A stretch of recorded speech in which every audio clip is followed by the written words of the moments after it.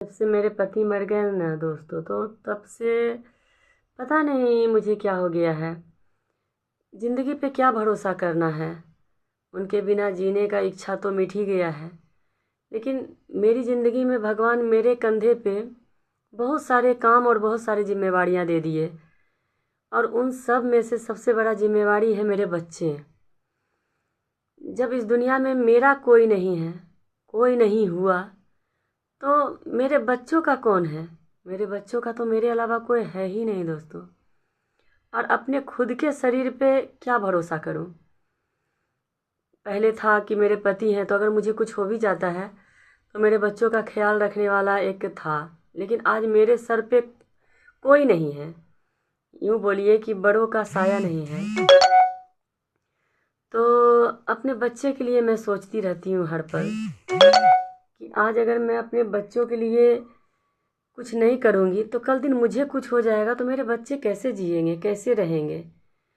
और जब दुख में मेरा कोई नहीं हुआ, मेरे बच्चों का कोई नहीं हुआ, जिस दिन से मेरी ज़िंदगी में दुख आया है, जेल से लेके निकलने से लेके मैं अपने बच्चों को अकेला दम पे ढो रही हूँ। अगर मेरे बच्चों का कोई होता दोस्तों, तो उतना छोटा छोटा सा बच्चों को, उसका बाप मर गया लेकिन उसका कुल खानदान परिवार कम से कम इतना तो ज़रूर कहता कि नहीं, ये बच्चे तो मेरे अपने हैं, इसे जेल नहीं जाने दूंगा।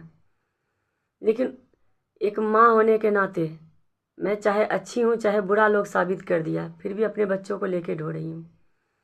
आज बाप ने उसका नहीं हुआ, ना उसका परिवार उसका हुआ, तो मैं अपने मायके में बसी हूँ। तो सोचने वाली बात है कि आज अगर मुझे कुछ हो जाता है, एक शरीर का क्या भरोसा करूँ। कभी लखीसराय, कभी बाहर, कभी कहाँ मेरे बच्चे इंतज़ार करते रहते हैं कि अब मम्मी आएगी। छोटे छोटे से मेरे बच्चे हैं। भाई देवे, कभी मुझे कुछ हो गया, मैं वापस नहीं आई, तो ये कितनों है तो मेरे बच्चों का नानी घर है। ना दादी घर अपना हुआ, ना नानी घर अपना है। कल दिन मुझे कुछ हो जाएगा तो मेरे बच्चों को यहाँ से भी भगा दिया जाएगा।